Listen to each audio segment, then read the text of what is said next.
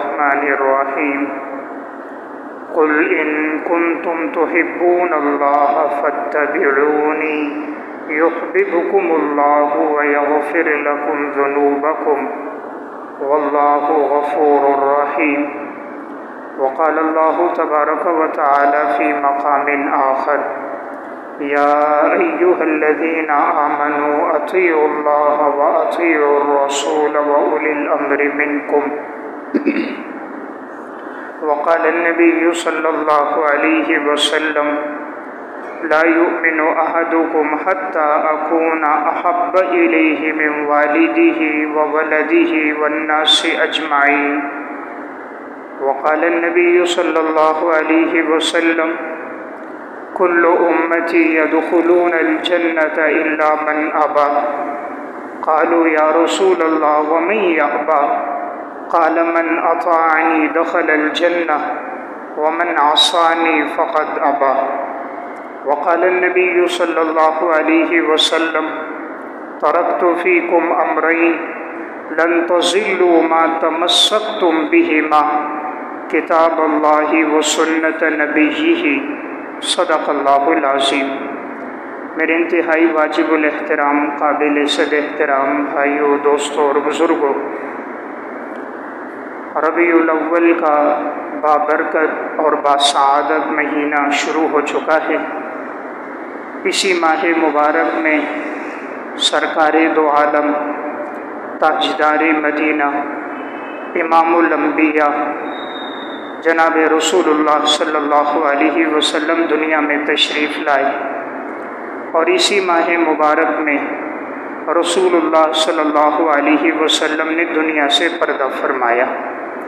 تو آپ صلی اللہ علیہ وسلم کی بعثت ہم سب کے لیے ایک بہت بڑا عظیم سرمایہ ہے کہ آپ کی آمد سے ہمیں دین اسلام ملا، آپ کی آمد سے ہمیں قرآن کریم جیسی عظیم اور مقدس کتاب ملی، اور ہمیں زندگی گزارنے کا طریقہ نصیب ہوا۔ جب تک آپ نہیں آئے تھے تو حالت ایسی تھی کہ اس دور کو جاہلیت کا زمانہ کہا جاتا تھا، کہ جس میں بچیوں کو زندہ درگور کر دیا جاتا تھا، شراب کی محفلیں لگتی تھی، عورتوں کی خرید و فروخت ہوتی تھی، برہنہ ہو کر گھومتے تھے، یہاں تک کہ معاذ اللہ بیت اللہ کا طواف بھی برہنہ ہو کے کر رہے ہوتے تھے۔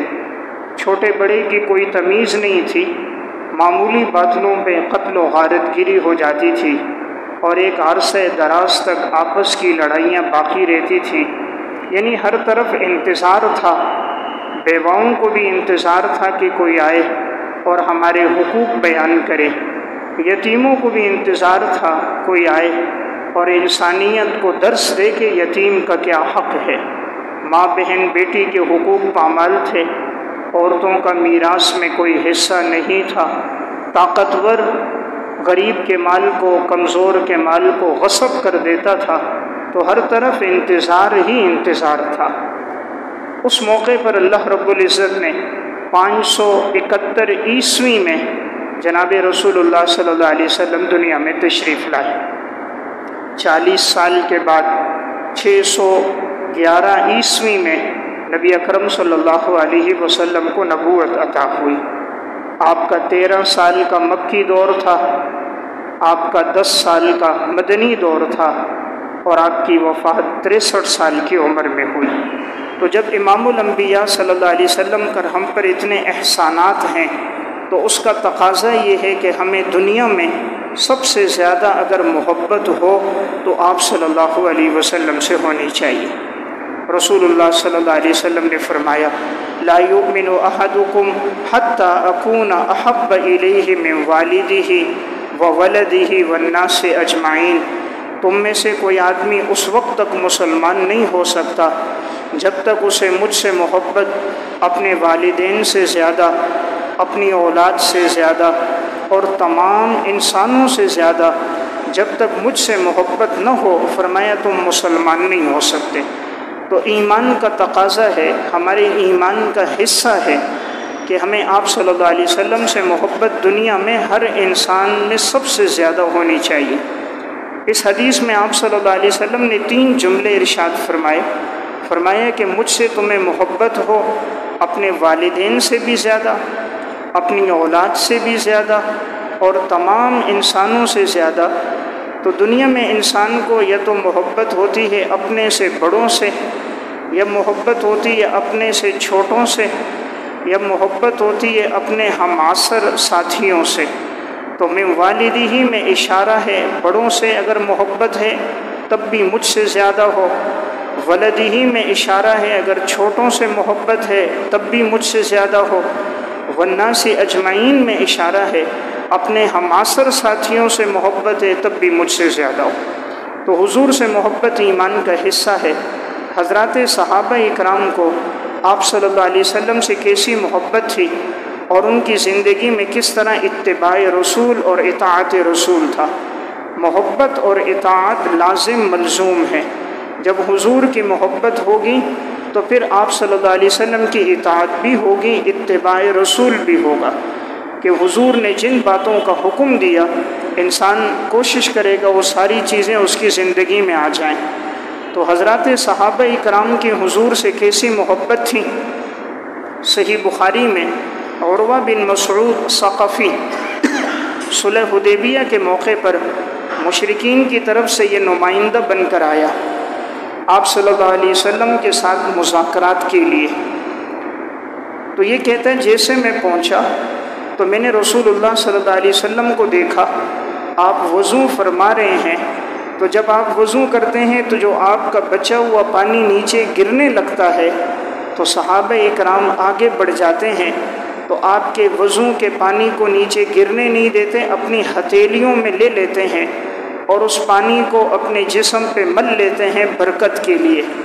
اور آپ جب گفتگو فرماتے تھے تو کام میں نے دیکھا حضرات صحابہ اکرام کے سر جھک جاتے تھے، اتنے ادب اور احترام سے بیٹھے تھے گویا ان کے سروں پر پرندے بیٹھے ہوئے ہوں۔ عروہ بن مسعود کہنے لگا میں روم کے دربار میں بھی گیا ہوں، میں فارس کے بادشاہوں کے پاس بھی گیا ہوں، زندگی میں نے بہت سے مالدار لوگ، بادشاہ لوگ، عہدے داران بھی دیکھے، لیکن میں نے دنیا میں کسی کو کسی سے ایسی محبت کرتے ہوئے نہیں دیکھا جیسا اصحاب محمد کو محمد سے محبت ہے۔ تو یہ گواہی دینے والا کوئی مسلمان نہیں، غیر مسلم عروہ بن مسعود ثقفی کہہ رہا ہے۔ تو میں عرض کر رہا تھا آپ صلی اللہ علیہ وسلم سے محبت ہمارے ایمان کا حصہ ہے۔ حضرات صحابہ اکرام کو کیسی محبت ہے۔ حضرت ابو بکر صدیق رضی اللہ تعالیٰ عنہ کا واقعہ معرفت الصحابہ میں اور تاریخ مدینہ دمشق میں واقعہ۔ حضرت صدیق اکبر رضی اللہ تعالیٰ عنہ جب ایمان لے کر آئے آپ صلی اللہ علیہ وسلم سے فرمایا یا رسول اللہ مجھے اجازت دیجیے میں بیت اللہ میں جا کر اپنے ایمان کا اظہار کروں۔ آپ صلی اللہ علیہ وسلم نے اس وقت فرمایا کہ ابو بکر اب مسلمانوں کی تعداد کم ہے، کفار کی تعداد زیادہ ہے، اسلام کا بالکل آغاز ہے، ابتدائی دور ہے، اب لوگ ایمان لے کر نہیں آئے ہیں، اگر آپ سرعام دعوت دو گے کہیں آپ کو نقصان نہ پہنچا دیں، لیکن جب دل میں ایمان آ جائے تو پھر انسان کسی کا خوف نہیں کھاتا، پھر انسان کسی سے ڈرتا نہیں ہے۔ جس دل میں اللہ کا ڈر ہو پھر وہاں سے مخلوق کا ڈر ختم ہو جاتا ہے۔ جو اللہ سے ڈرنے والا ہو وہ مخلوق سے خوف زدہ نہیں ہوتا۔ جب دل میں ایمان آ جائے پھر ایمان کے اثرات، حرارتیں جسم کے اعضاء سے خود ظاہر ہونا شروع ہو جاتی ہیں۔ حضرت صدیق اکبر گئے اور بیت اللہ کے سامنے کھڑے ہو کر اعلان کر کے کہا اگر تمہیں پتہ نہیں ہے تو تم سب کفار کو پتہ چل جانا چاہیے کہ میں ابو بکر ایمان لے کر آ چکا ہوں۔ سب کے سامنے کلمہ پڑا، مسلمان ہو گئے، اپنے ایمان کا اظہار جب سب کے سامنے کیا تو عتبہ بن ربیعہ بدبخت اور دیگر جتنے مشرک تھے سب اٹھے، معاذ اللہ حضرت صدیق اکبر کو مارنے لگے۔ عتبہ نے اپنا جوتا نکال دیا اور مارا اور آپ کے چہرے پہ لگا، خون بہنے لگ گیا۔ دیگر سارے کفار بھی جمع ہو گئے، اتنا مارا گیا کہ آپ بے ہوش ہو گئے۔ قبیلہ بنو تیم کے لوگوں کو خبر ہو گئی جو حضرت ابو بکر صدیق رضی اللہ تعالیٰ عنہ کا قبیلہ تھا کہ آپ کے قبیلے کے شخص کو اس طرح ان لوگوں نے اتنی بے دردی سے مارا ہے۔ قبیلے کے سارے لوگ جمع ہو گئے، کہا جس نے مارا ہے ہم ان سے بدلہ لیں گے۔ حضرت ابو بکر صدیق کو گھر لایا گیا، بے ہوشی کی حالت ہے، جسم سے خون بہہ رہا ہے۔ قبیلے کے لوگ بیٹھے ہیں کہ جیسے ان کو ہوش آئے گا ہم پوچھیں گے کس نے آپ پر ہاتھ اٹھایا کہ ہم ان سے بدلہ لیں۔ تو جیسے ابو بکر صدیق رضی اللہ تعالیٰ عنہ کو ہوش آیا، سب سے پہلا سوال کیا، یہ بتائیے کہ رسول اللہ صلی اللہ علیہ وسلم کی حالت کیسی ہے؟ آپ صلی اللہ علیہ وسلم کیسے ہیں؟ آپ کو تو کوئی تکلیف نہیں ہوئی، انہوں نے مجھے مارا پیٹا، حضور کو تو کسی نے کوئی تکلیف نہیں پہنچائی۔ تو جب قبیلے کے لوگوں نے دیکھا تو اٹھ کر چلے گئے۔ تو صدیق اکبر کی والدہ حضرت ابو بکر صدیق رضی اللہ تعالیٰ عنہ سے کہنے لگی بیٹا کچھ کھاؤ پیو۔ فرمایا اس وقت تک نہیں کھاؤں گا جب تک آپ صلی اللہ علیہ وسلم کو دیکھ نہ لوں، معلوم نہیں حضور کس حالت میں ہیں۔ تو اب والدہ نے دیکھا بہت زخمی ہیں، کہا بیٹا آپ کو کیسے لے کر چلوں، میرا بھی بڑھاپا ہے۔ کہا ام جمیل بنت خطاب کو بلاؤ، ایک طرف میں ان کا سہارا لوں گا، ایک طرف آپ کا سہارا لوں گا۔ جب رات کا وقت ہو گیا، آمد و رفت ختم ہو گئی، تو ایک طرف ماں نے اپنے بیٹے کو سہارا دیا، ایک طرف ام جمیل بنت خطاب نے۔ حضرت صدیق اکبر زخمی ہیں، اس حال میں انہیں لے جایا گیا۔ آپ صلی اللہ علیہ وسلم دار ارقم میں تھے، جہاں سے اسلام کی تبلیغ ہوتی تھی، اور وہاں چونکہ ابتدائی دور تھا تو خفیہ طور پر اسلام کی دعوت دی جاتی تھی۔ تو آپ صلی اللہ علیہ وسلم حضرت زید بن ارقم کے ہاں تھے۔ تو جیسے ہی دستک ہوئی حضور نے فرمایا کون ہے پوچھو، پتہ چلا ابو بکر صدیق ہیں۔ دروازہ کھولا گیا، جب آپ صلی اللہ علیہ وسلم نے دیکھا حضرت ابو بکر صدیق رضی اللہ تعالیٰ عنہ اتنے زخمی، چہرے سے خون بہہ رہا ہے، ناک سے خون بہہ رہا ہے، سب چہرے پر جسم پہ مار پیٹ کے اثرات ہیں۔ فرمایا ابو بکر کیا ہوا تمہیں؟ فرمایا یا رسول اللہ کوئی حرج کی بات نہیں، الحمدللہ آپ زندہ سلامت ہیں، آپ کو کوئی تکلیف نہیں تو مجھے کوئی تکلیف نہیں۔ فرمایا میں چاہتا تھا آپ پر میری نظر پڑ جائے، اب تک ایک لقمہ کھانا نہیں کھایا تھا، ایک گھونٹ پانی نہیں پیا تھا، کہ جب تک میں آپ صلی اللہ علیہ وسلم کو دیکھ نہ لوں مجھے سکون نہیں ملے گا۔ پھر حضور کے پاس بیٹھے، فرمایا یا رسول اللہ یہ میری والدہ میرے ساتھ ہے، آپ دعا فرما دیجئے اللہ میری ماں کو ہدایت دے دے۔ آپ صلی اللہ علیہ وسلم کے دست مبارک اٹھے، یا اللہ ابو بکر کی والدہ کو ایمان کی توفیق عطا فرما، ابو بکر کی والدہ کو یا اللہ ہدایت عطا فرما۔ حضور کے ہاتھ اٹھنے تھے، حضرت صدیق اکبر کی والدہ کی دل کی کیفیت بدل گئی۔ حضور نے ہاتھ نیچے کیے، فرمایا مجھے کلمہ پڑھائیے، اسی موقع پر مسلمان ہو گئے۔ تو میرا عرض کرنے کا مقصد یہ تھی صحابہ کی آپ صلی اللہ علیہ وسلم سے محبت۔ یہی حضرت ابو بکر صدیق رضی اللہ تعالیٰ عنہ ہیں، تاریخ مدینہ دمشق میں واقع ہے۔ بیٹا ان سے کہنے لگا کہ ابا جان غزوہ بدر کے موقع پر آپ میری تلوار کی زد میں آئے تھے، میں چاہتا آپ کو قتل کر دیتا لیکن میں نے آپ کو والد سمجھ کے چھوڑ دیا تھا۔ حضرت ابو بکر صدیق رضی اللہ تعالیٰ عنہ نے فرمایا بیٹا اگر تم میری تلوار کی زد میں آتے تو میں تمہیں قتل کر دیتا، اس لیے کہ اس وقت تم محمد کے دشمن بن کر آئے تھے، اس وقت دین اسلام کے دشمن بن کر آئے تھے، کفر کا ساتھ دینے کے لیے آئے تھے، اگر تم میری تلوار کی زد میں آتے تو میں تمہیں قتل کر دیتا۔ یعنی کیا محبت تھی حضرات صحابہ اکرام کی۔ حضرت عمر رضی اللہ تعالیٰ عنہ جناب رسول اللہ صلی اللہ علیہ وسلم سے کیسی محبت ہے ان کو۔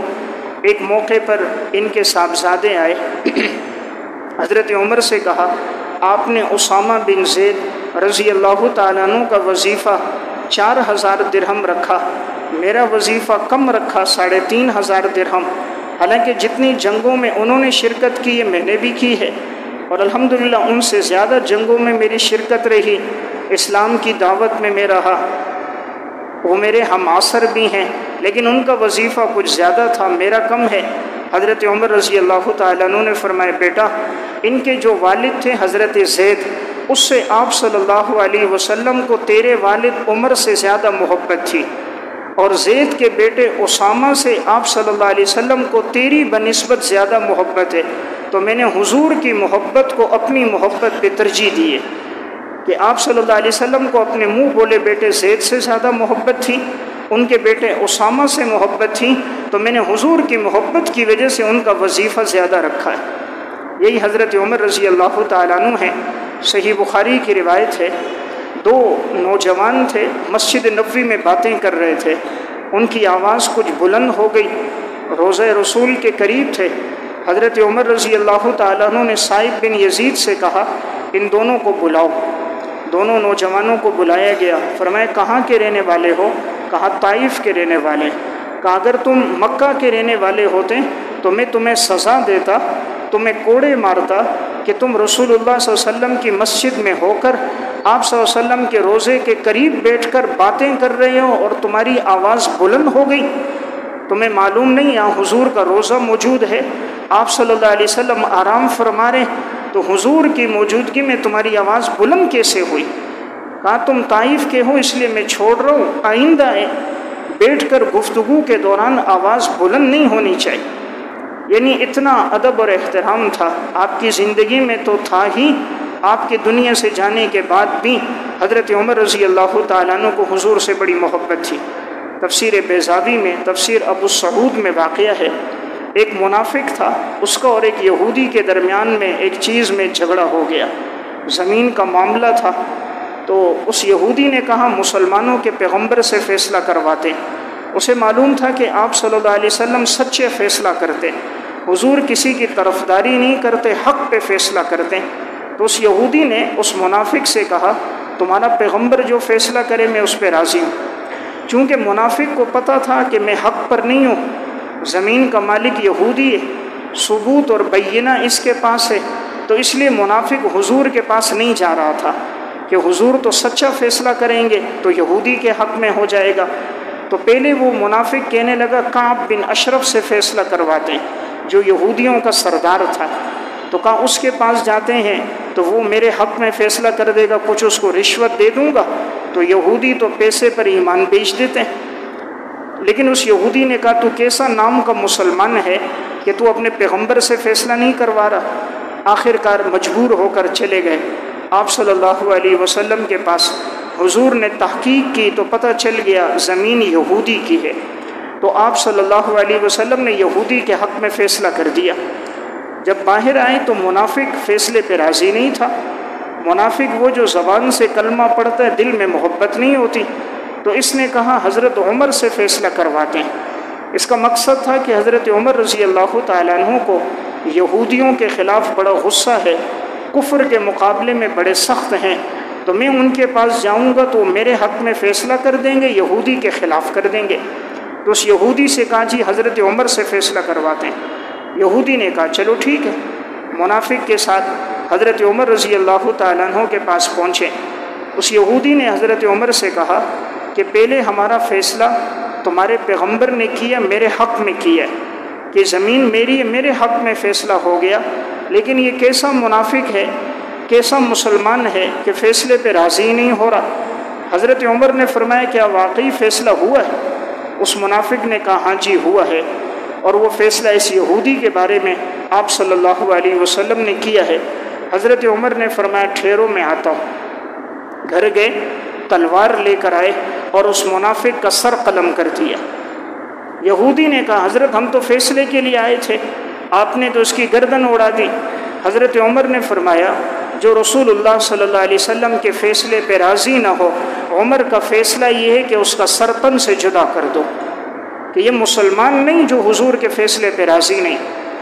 اب یہ منافق لوگ حضور کے پاس آ گئے، کہنے لگے ہم تو معاذ اللہ حضرت عمر سے قصاص لیں گے، بدلہ لیں گے، اس نے ہمارے آدمی کو قتل کیا، ہم تو مسلمان تھے، وہ تو ویسے فیصلے کے لیے گئے تھے، انہوں نے کیوں قتل کیا، ہم ان سے قصاص لیں گے۔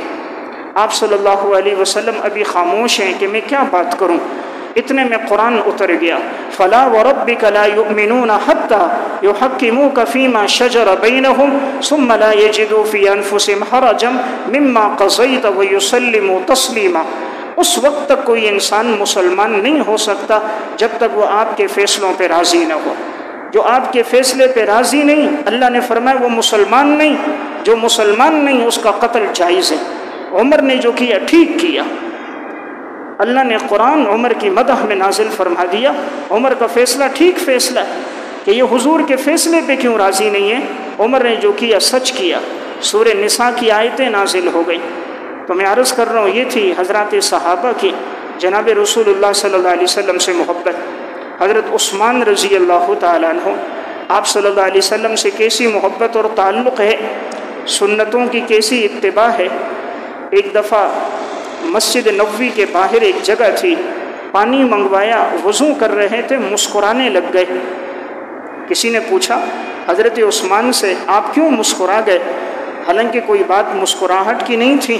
حضرت عثمان رضی اللہ تعالیٰ عنہ نے فرمایا ایک موقع پر میں نے دیکھا تھا رسول اللہ صلی اللہ علیہ وسلم نے یہاں وضو کیا تھا اور وضو کے دوران آپ مسکرائے تھے، میں نے چاہا آپ کے اس عمل کو بھی زندہ کر دوں کہ حضور مسکرائے ہیں اس لیے میں بھی مسکرا گیا۔ یہی حضرت عثمان رضی اللہ تعالیٰ عنہ ایک دفعہ طواف کر رہے تھے، ایک شخص کو دیکھا وہ رکن یمانی کا استلام کر رہا ہے۔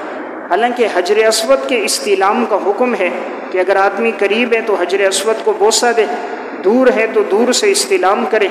وہ رکن یمانی کے قریب جا کر اس کا استلام کرنے لگا تو حضرت عثمان رضی اللہ تعالیٰ عنہ نے اس کا ہاتھ پکڑا، کہا کیا آپ صلی اللہ علیہ وسلم کی سنت کی پیروی نہیں کرتے؟ حضور کی سنت پر عمل کرو، اپنی طرف سے کوئی چیز دین میں شامل نہ کرو۔ حضور نے جہاں بوسہ دیا، جہاں استلام کیا حجر اسود کا، وہاں دو۔ یعنی سنت کی اتباع تھی کہ دین میں کوئی چیز داخل نہیں کرنی، جو کام آپ صلی اللہ علیہ وسلم نے کیا ہے وہی کام کرنا ہے۔ تاریخ مدینہ دمشق میں اور سیر و اعلام النبلاء میں واقع ہے، حدیبیہ کا موقع تھا سن 6 ہجری میں۔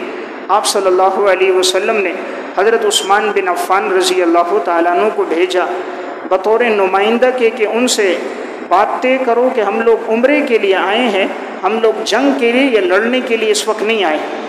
صحابہ اکرام 1400 سے زائد تھے، سب نے احرام باندھا ہوا تھا، عمرے کے ارادے سے آئے تھے۔ تو جب حضرت عثمان رضی اللہ تعالیٰ عنہ پہنچے، مشرکین مکہ سے بات چیت شروع ہوئی تو مشرکین نے حضرت عثمان سے کہا کہ عثمان تم عمرہ کر سکتے ہو، ہم تمہیں اجازت دیتے ہیں لیکن تمہارے پیغمبر کو اس وقت اجازت نہیں دیتے، تم عمرہ کرنا چاہو تو کر لو۔ حضرت عثمان رضی اللہ تعالیٰ عنہ نے فرمایا اگر آپ صلی اللہ علیہ وسلم کے لیے اجازت نہیں ہے تو میں عمرہ نہیں کرتا۔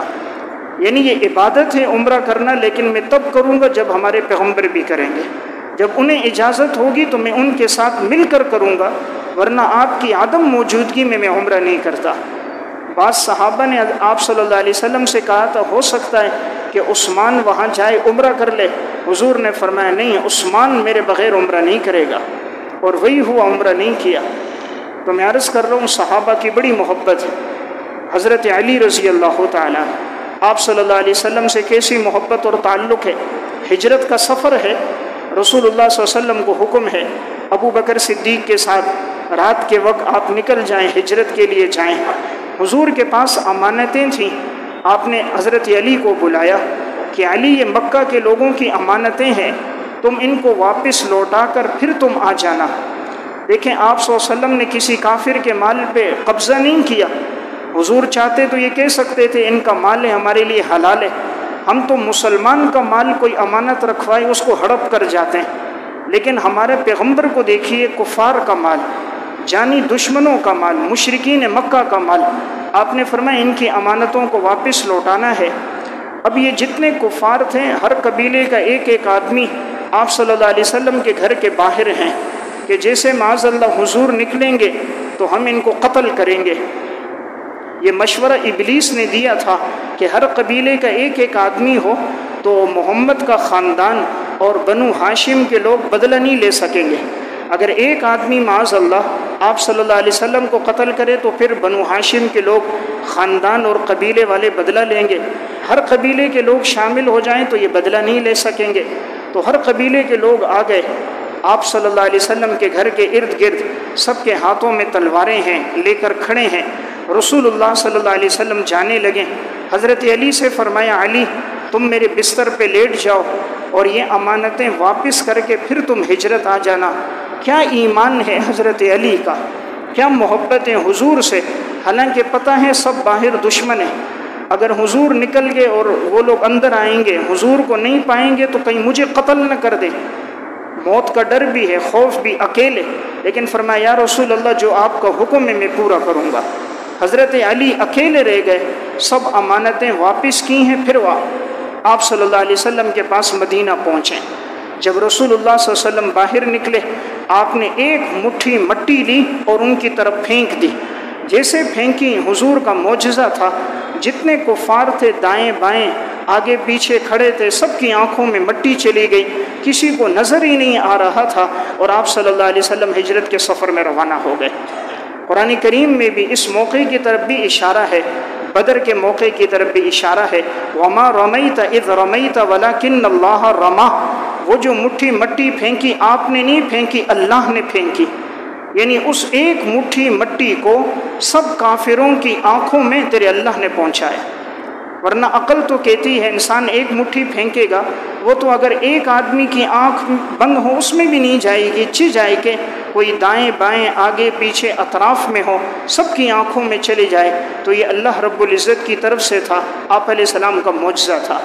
یہی حضرت علی رضی اللہ تعالیٰ عنہ جب سفر کر کے آئے ہیں، الکامل فی التاریخ میں واقعہ ہے، پیدل چلتے تھے تو پاؤں ان کے پھٹ گئے تھے، پاؤں زخمی ہو گئے۔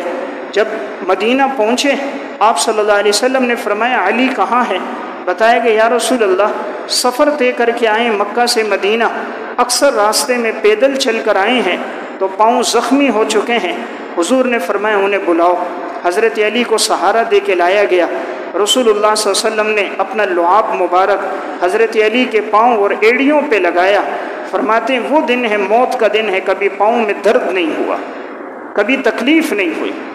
تو دیکھیں کیسی محبت ہے، پورا سفر اکیلے طے کیا ہے، پیدل طے کیا ہے، لیکن حضور نے جو ذمہ داری دی اس کو ادا کیا۔ تو میں عرض کر رہا تھا حضرات صحابہ اکرام کی آپ صلی اللہ علیہ وسلم سے عقیدت اور محبت۔ ایک صحابی ہیں عبداللہ بن زید بن عبد ربہ، تفسیر کبیر اور تفسیر قرطبی میں واقعہ ہے۔ یہ اپنے گھر کے باہر کھڑے تھے تو ان کے بیٹے نے آ کر خبر دی کہ رسول اللہ صلی اللہ علیہ وسلم کا انتقال ہو گیا۔ آپ صلی اللہ علیہ وسلم دنیا سے چلے گئے تو اس صحابی نے اپنے دونوں ہاتھ لیے، اپنی دونوں آنکھوں پہ رکھے، آسمان کی طرف نگاہ ڈالی اور دعا کی، اللہم اعمنی حتی لا ارى شیئا بعدہ فاعمی مکانہ، یا اللہ میری آنکھوں کی بینائی مجھ سے لے لے، جب آپ صلی اللہ علیہ وسلم نہیں ہے تو مجھے آنکھوں کی بینائی کی ضرورت نہیں ہے۔ اسی موقع پر نابینا ہو گئے۔ گویا زبان حال سے یوں کہا، آنکھیں تو اس لیے تھیں کہ رسول اللہ صلی اللہ علیہ وسلم کے چہرے پہ نگاہ پڑتی تھی، بینائی تو اس لیے تھی امام الانبیاء کے چہرے کو دیکھتا تھا، آپ کی مجلس میں شرکت کرتا تھا، نبوت کے اترنے کا منظر دیکھتا تھا۔ جب آپ موجود نہیں تو گویا مجھے بینائی کی ضرورت نہیں۔ ایسی محبت دنیا میں کسی کو کسی سے نہیں ہے جیسی صحابہ اکرام کو آپ علیہ السلام سے محبت تھی۔ صحابی ہیں زید بن دسنہ رضی اللہ تعالیٰ عنہ، الاستیعاب میں اور اسد الغابہ میں واقعہ ہے۔ جب ان کو مشرکین نے پکڑ لیا، جب قتل کرنے لگے، ابو سفیان بھی اس وقت موجود تھا۔ اس وقت تک ابو سفیان مسلمان نہیں لائے، ایمان نہیں لے کر آئے تھے۔ جب زید بن دسنہ رضی اللہ تعالیٰ عنہ کو شہید کرنے لگے تو کسی نے پوچھ لیا کہ اگر آپ کو چھوڑ دیا جائے، آپ کی جگہ آپ کے پیغمبر محمد صلی اللہ علیہ وسلم کو قتل کر دیے جائے، تمہاری کیا رائے ہے؟ حضرت زید بن دسنہ رضی اللہ تعالیٰ عنہ نے فرمایا، میری جگہ حضور کو قتل کرنا تو دور کی بات، اگر میری جگہ میرا پیغمبر اپنے گھر کے دروازے سے نکلے، دروازے کی چوکھٹ پر کوئی کانٹا ہو اور آپ کی ایڑی میں لگ جائے، میری وجہ سے میں یہ برداشت نہیں کرتا، چہ جائے کہ میری وجہ سے میرے پیغمبر کو شہید کیا جائے۔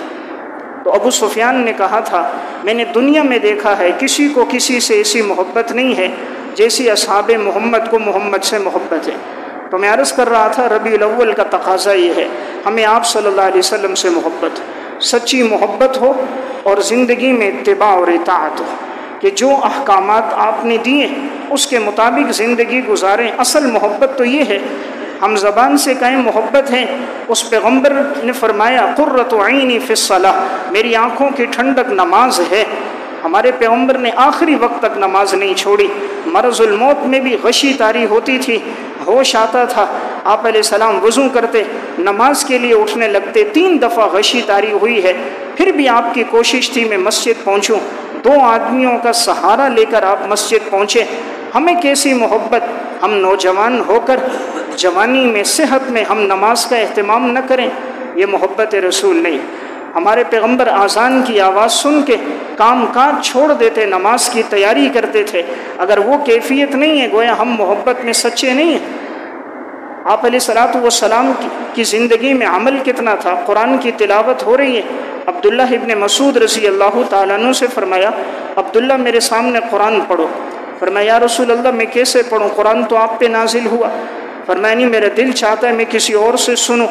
عبداللہ ابن مسعود فرماتے میں نے تلاوت شروع کی، پڑھتے پڑھتے اس آیت پہ پہنچا، فَكَيْفَ إِذَا جِئْنَا مِن كُلِّ أُمَّةٍ بِشَهِيدٍ وَجِئْنَا بِكَ عَلَىٰ هَؤُلَاءِ شَهِيدًا، ہم ہر امت میں سے ایک گواہ لے کر آئیں گے اور اے پیغمبر آپ کو تمام امتوں پر گواہ بنا کر پیش کریں گے۔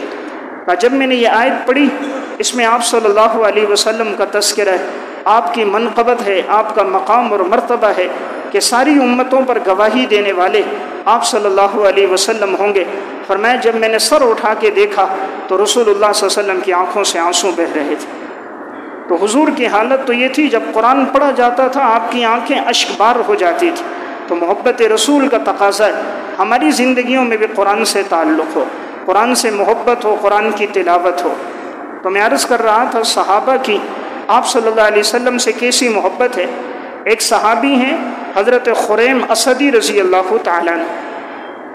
ایک دفعہ چونکہ یہ مسلمان ہوئے، شریعت کے اتنے احکامات سے ابتدا میں واقف نہیں تھے، تو ان کے پانچے ٹخنوں سے نیچے تھے، ان کے بال لمبے تھے، کندھے تک تھے۔ تو آپ صلی اللہ علیہ وسلم نے دیکھا تو آپ نے فرمایا نعم الرجل خریم لولا طول جمته واسبال ازاره، خریم بہترین انسان ہے، کاش اس کے پانچے نیچے نہ لٹک رہے ہوتے، کاش اس کے بال اتنے زیادہ لمبے نہ ہوتے۔ بس یہ بات ان کو پہنچی، اسی وقت گئے کینچی لی، اپنی ازار نصف پنڈلی تک کاٹ دی، اسی وقت کینچی لی، پیچھے سے سارے بال کاٹ دیے کہ جب حضور کو پسند نہیں تو مجھے بھی پسند نہیں۔ صحابہ کی یہ محبت ہے۔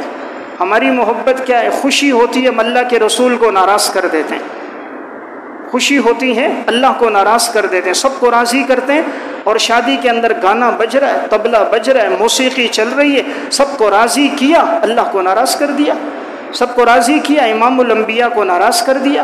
یہ محبت نہیں، محبت ہو صحابہ کی طرح، حضور کے اشاروں پہ جان دینے والے۔ آپ صلی اللہ علیہ وسلم خطبہ دے رہے ہیں، عبداللہ ابن مسعود رضی اللہ تعالیٰ عنہ مسجد کے اندر آ رہے تھے۔ آپ صلی اللہ علیہ وسلم نے فرمایا بیٹھ جاؤ۔ آپ کا مقصد تھا جو صحابہ دائیں بائیں کھڑے ہیں وہ بیٹھ جائیں۔ عبداللہ ابن مسعود کا ایک پاؤں اندر ایک پاؤں مسجد سے باہر تھا، چوکھٹ پر تھے وہیں بیٹھ گئے۔ آپ صلی اللہ علیہ وسلم نے بلایا، عبداللہ چوکھٹ پر کیوں بیٹھ گئے؟ فرمایا یا رسول اللہ آپ نے فرمایا بیٹھ جاؤ، میں ایک قدم آگے رکھتا کہیں آپ کے حکم کی نافرمانی نہ ہو جاتی۔ تو صحابہ میں اتباع اور اطاعت۔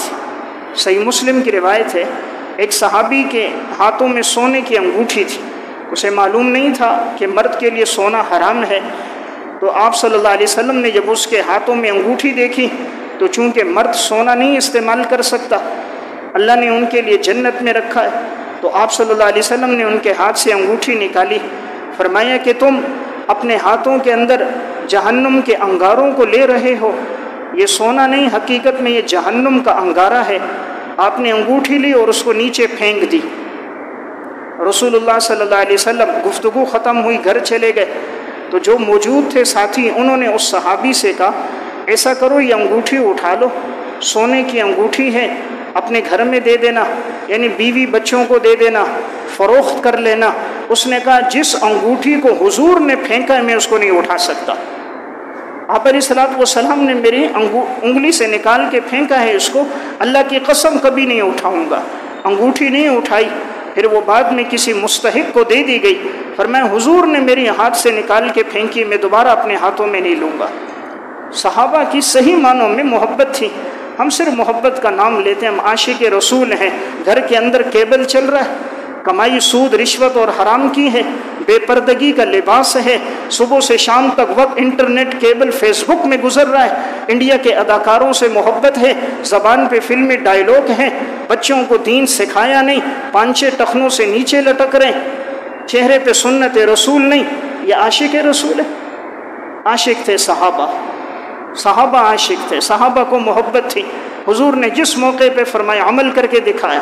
صحیح بخاری کی روایت ہے، حضرت انس بن مالک رضی اللہ تعالیٰ عنہ فرماتے ہیں ابھی شراب کی حرمت نہیں آئی تھی، جاہلیت میں شراب کا رواج تھا، اچانک شراب کی حرمت کا حکم آ گیا، گلیوں میں ایک شور شروع تھا، لوگ شراب کو بہا رہے تھے۔ حضرت انس بن مالک کہتے ہیں مجھے ابو طلحہ انصاری نے کہا دیکھو یہ کیا شور ہو رہا ہے، اور پانیوں کی بہنے کی آوازیں اور مٹکوں کو توڑنے کی آوازیں آ رہی ہیں، دیکھو کیا بات ہے۔ اس دور میں کچے گھر تھے۔ حضرت انس بن مالک کہتے ہیں میں باہر گیا، پتہ چلا کہ شراب کی حرمت کا حکم آ چکا ہے، کہ آپ صلی اللہ علیہ وسلم نے فرمایا شراب حرام ہے۔ بس یہ بات کہنی تھی وہ صحابہ کہ جو ابتدا میں پیتے ہوئے آئے ہیں، عرب کے وہ لوگ جن کی زندگی میں شراب کی محبت ان کی گٹھی میں پڑی ہوئی ہے، شراب کو بہا دیا، مٹکوں کو توڑ دیا۔ چاہتے تو بیچ سکتے تھے نا، کسی کافر پہ شراب بیچ دیتے، کسی غیر مسلم میں بیچ دیتے، کوئی نہ کوئی نفع آ جاتا، لیکن کیا محبت ہے صحابہ، ان کے سامنے دنیا کا نفع نہیں تھا، حضور کے حکم کی اتباع تھی، ان کے سامنے مال اور دولت کی حیثیت نہیں تھی، امام الانبیاء کے امر کی اطاعت تھی۔ اسی لیے تو اللہ نے ان کے لیے رضی اللہ عنہم ورضوا عنہ فرمایا۔ جس موقع پر حضور نے جو فرمایا صحابہ کی زندگی میں عمل تھا۔ اس لیے میں ایک بات عرض کر رہا ہوں، ربیع الاول کا تقاضا ہے آپ سے محبت بھی ہو، آپ صلی اللہ علیہ وسلم کی اتباع اور اطاعت بھی ہماری زندگی میں آ جائے، مردوں میں ہو عورتوں میں ہو، آپ جس کی زندگی دیکھو گے آپ کو نظر آئے گا بڑی محبت ہے۔ ایک صحابی تھے جلیبیب رضی اللہ تعالیٰ عنہ، مسند احمد میں اور الاستیعاب فی معرفت الاصحاب میں واقع ہے۔ یہ صحابی ذرا سیاہ فام تھے، اتنے خوبصورت نہیں تھے، سیاہ فام سے تھے، سانولا سا کلر تھا، بہت غریب بھی تھے، بڑے تنگ دست بھی تھے، مال اور دولت بھی نہیں تھی۔ انصار میں سے ایک شخص نے حضور سے فرمایا تھا یا رسول اللہ اگر کوئی اچھا رشتہ آئے تو ہماری بیٹی جوان ہے تو آپ ہمیں بتا دینا۔ حضرت جلیبیب آپ صلی اللہ علیہ وسلم کے پاس ایک دفعہ آئے، حضور نے پوچھا جلیبیب نکاح ہوا ہے؟ فرمایا یا رسول اللہ مجھے کون بیٹی دے گا، یعنی میں سیاہ فام بھی ہوں، حسن و جمال بھی نہیں، ذاتی مکان بھی نہیں، دولت پیسہ بھی نہیں، آج تو رشتے کا انتخاب اعمال پہ نہیں، اخلاق پہ نہیں، سیرت پہ نہیں ہوتا، دیکھا جاتا ہے اس کے اکاؤنٹ کتنے، بینک بیلنس کتنا، سرکاری نوکری ہے یا نہیں، رشتوں کو تولا جاتا ہے دولت پہ، اسی لیے اس رشتوں کی بقا نہیں ہوتی۔ رشتوں کو تولنا اس سیرت پہ تولیں، زندگی سیرت سے گزرتی ہے، پیسے سے نہیں گزرتی، زندگی کردار سے گزرتی ہے، مال سے نہیں گزرتی۔ تو جلیبیب نے کہا یا رسول اللہ مجھے کون بیٹی دے گا؟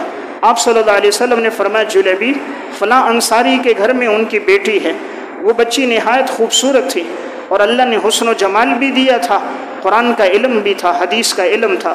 آپ نے فرمایا جاؤ ان کو کہو مجھے آپ صلی اللہ علیہ وسلم نے بھیجا ہے، ان کے والد کو کہو اپنی بیٹی کا آپ کے ساتھ نکاح کرا دیں۔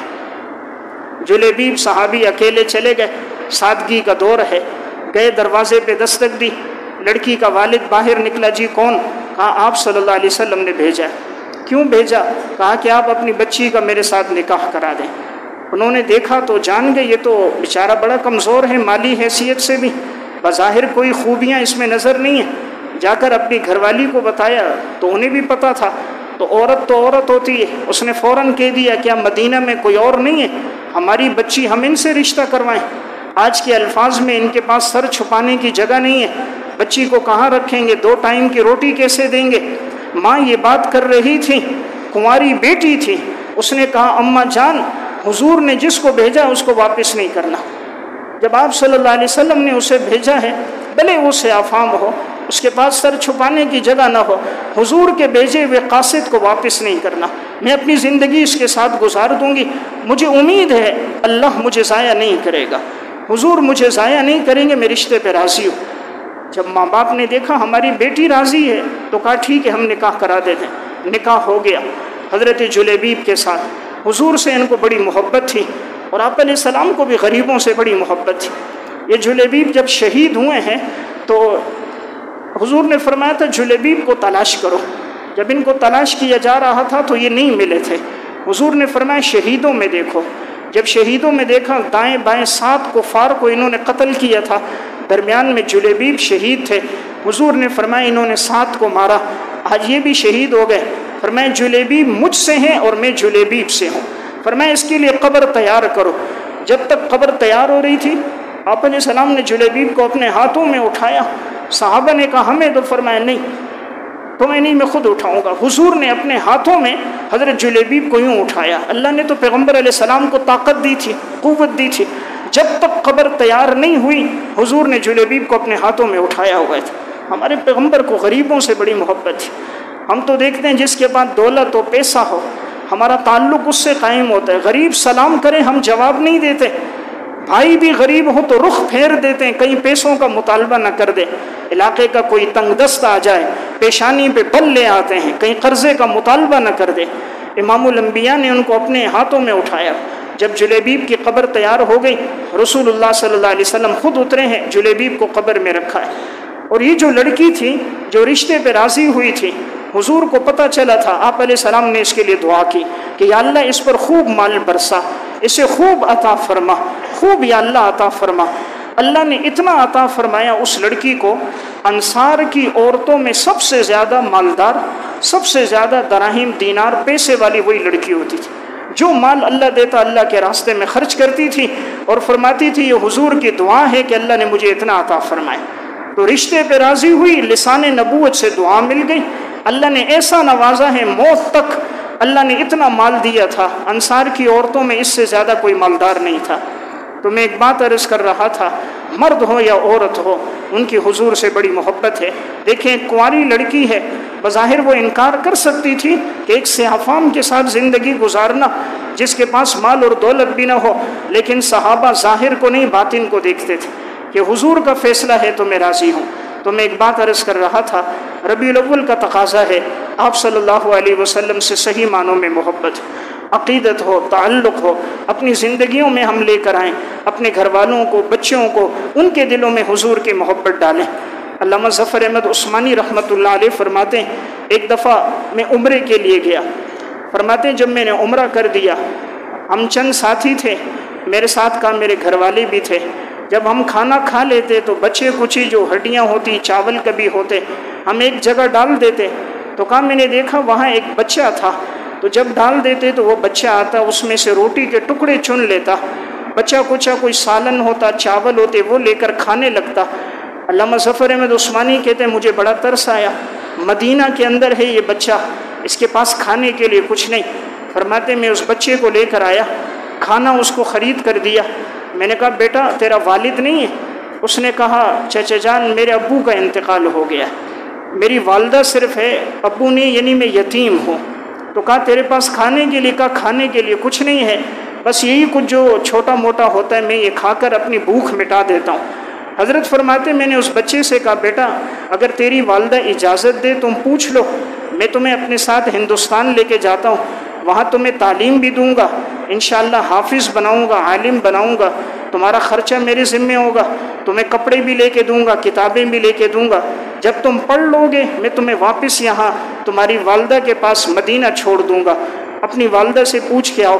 بچہ دوڑتا ہوا ماں کے پاس گیا، ماں آ گئی، پوچھنے لگے آپ کون؟ حضرت نے فرمایا ہندوستان میں دارالعلوم دیوبند سے میرا تعلق ہے، علامہ ظفر احمد عثمانی ہے۔ حضرت کے اس میں گرامی تھا، تعارف کرایا، کہا میں آپ کے بچے کو لے جاتا ہوں، انشاءاللہ پڑھا لکھا کے واپس بھجوا دوں گا۔ تو ماں راضی ہو گئی، ٹھیک ہے میرا بچہ پڑھ لے گا، قرآن حدیث کا علم حاصل کرے گا۔ فرماتے ہیں اب جب ہمارے جانے کا وقت تھا تو میں اس بچے سے کہنے لگا تاکہ اس کا پاسپورٹ ٹکٹ کا انتظام کروں، تو ایک دفعہ آپ صلی اللہ علیہ وسلم کے روزے کے پاس سے، حضور کے روزے کے پاس سے گزرتے ہوئے سلام کر رہا تھا، اس بچے نے میرا ہاتھ پکڑا ہوا تھا۔ جب آپ علیہ السلام کے روزے کے سامنے ہم کھڑے تھے، آپ علیہ السلام کے روزے پہ سلام کر رہے تھے، جیسے باہر کی طرف آئے تو اس بچے نے علامہ ظفر احمد عثمانی کا ہاتھ پکڑا، روزے رسول کی طرف اشارہ کیا، گنبد خضرا کی طرف اشارہ کیا، کہا جس جگہ تم مجھے لے کر جا رہے ہو کیا وہاں یہ روزہ رسول ہوگا؟